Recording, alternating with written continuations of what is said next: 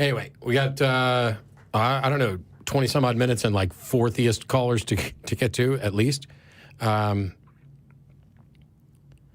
Okay, this will probably be quick. David in California, you're on with Jen and Matt. Whoa. It says here that you say slavery was completely morally acceptable. Yes.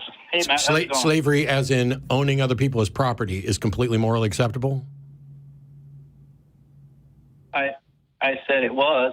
Okay, you're wrong. Bye. I told you that'd be quick.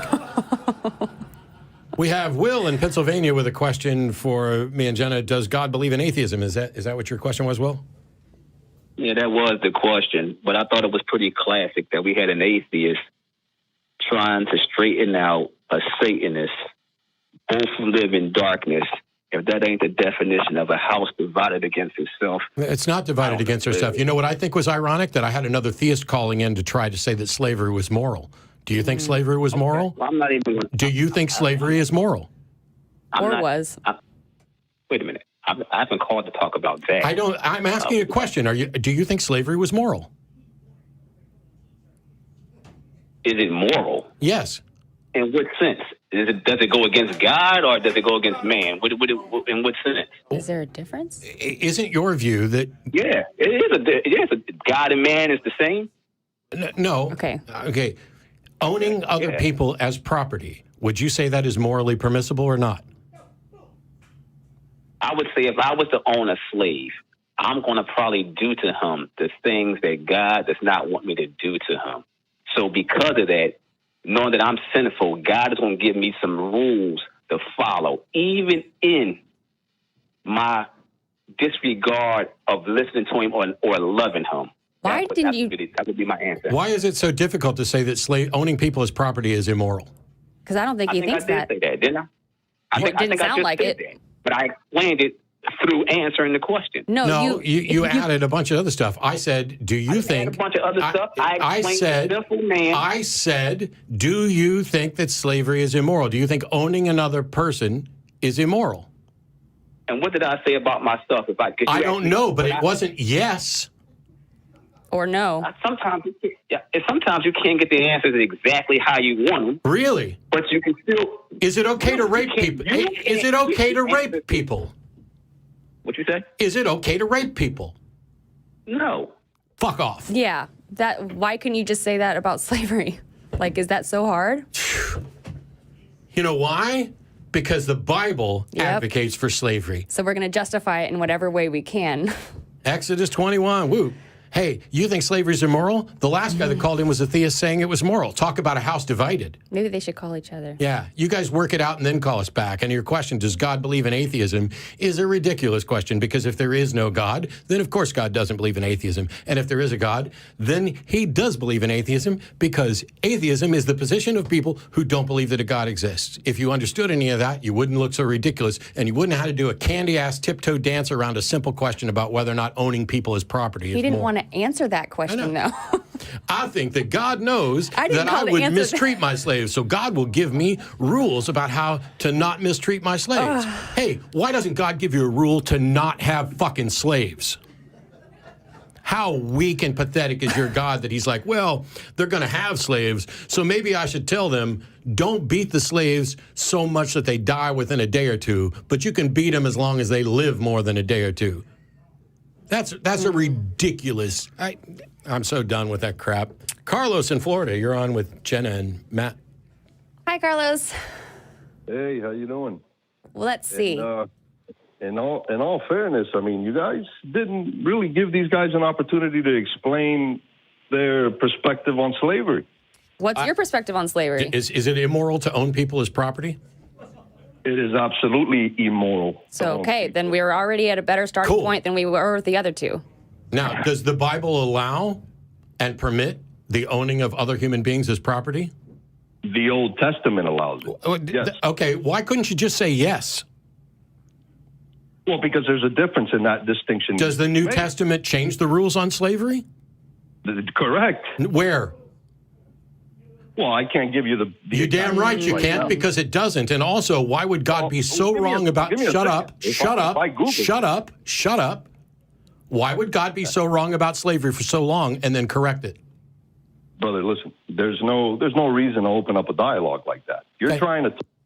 Yeah. This show is going to end really quickly because theists cannot be honest on this subject. And they don't know what their Bible says. And I don't need to go through this. I've already done 25,000 talks on slavery. Yep.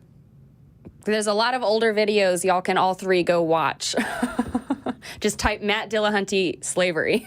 I'm sure you'll find I'm sure by next month somebody will put together a 6-hour Right. Here's Matt on slavery. And the number of times I ask people, is it immoral to own people? And very few times will we get a yes, clearly, and quickly.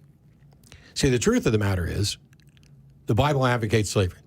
Oh, wait, you said advocates, Matt. It doesn't say that you should have slaves. It not only does not say that you should not have slaves, it specifically tells you to buy your slaves from the heathen that surround you. It has a separate set of rules for Jewish slaves than it does for non-Jewish slaves. It allows you to beat your slaves as long as they don't die within a couple days. It allows you to pass them on to your children because they are your money or property. It is a parade of injustice. And when somebody calls in and say, oh, that's the Old Testament. Well, the New Testament doesn't change that. Jesus doesn't say a word about, hey, you know what? You know that stuff we wrote in Exodus where the Father said that you can own slaves? That was wrong. I don't know who wrote that down, but let's correct that right now. Slavery has been going on for generations and generations and generations, and you guys have used this book to say that slavery is okay, and I, Jesus Christ, am here to tell you today, you guys got it wrong, and slavery is not moral. What kind of weak-ass God fails to correct such an obvious error? What kind of weak-ass God creates a 10 Commandments where the first one is, I'm your daddy, worship me, don't have any other gods before me, don't have any idols. And then there's a couple good ones like, don't lie, don't kill, but don't covet. Well, coveting is what the United States runs on, and it's what motivates people, hey, to keep up with the Joneses. Why isn't there one of the 10 Commandments, thou shalt not own a human being? Oh, gosh, we didn't think of that. It's embarrassing. It's the reason that I harp on this one thing.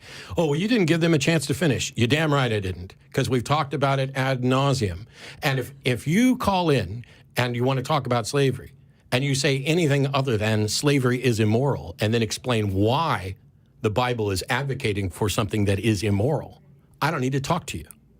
Nobody does, because you have sacrificed your morals and your humanity on the altar of a fictional God that is a jackass to women, to minorities, to non-Jews, etc., that advocates for infinite torment for finite crimes, that has a blood magic obsession of bring forward to me the animals and cut them open and burn them so that the pleasing smell of their blood. It's not barbecue. It is supposed to be a path for remission of sins. Oh, well, we've killed too many of the animals, so now I'm going to come down and take human form and sacrifice myself to myself as the ultimate sacrifice. So it's just nonsense. And if you don't see that you are advocating for a book that clearly has immoral passages in there, you should pay attention. But if you're the type of theist, if you're the type of Christian, because I'm not going to beat Muslims up for what the Christian Bible says, if you're the type of Christian that thinks there are things in the Bible that are wrong, as is the case when Ray Comfort called in years ago, and I talked to him about slavery, and Ray's answer was, well, I don't believe everything that's in the Bible. And that's a great answer, except for one big problem. What method do you use to figure out which parts of the Bible are right and which ones are wrong?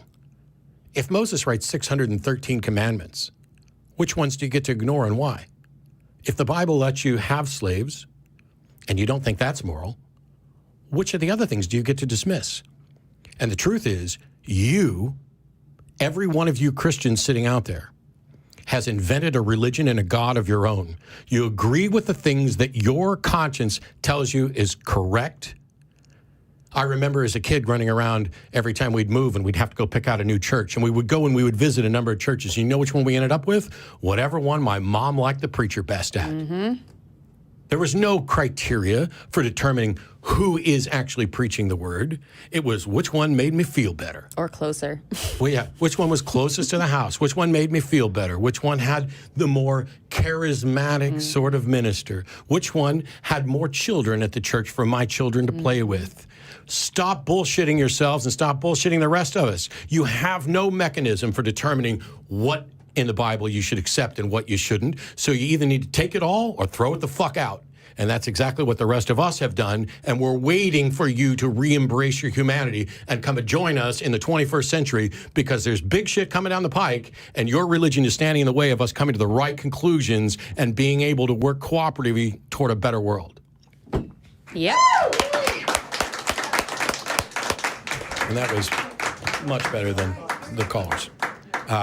We got one left. I'm going to save Kevin for last, but I want to get to Debbie in New England. Thanks for waiting through that tirade. How are you? Hi, Debbie. No, I want the transcript of that tirade. You can have it. I want to memorize it so I can use it. I'm too lazy to do it, but somebody might. Oh, my gosh.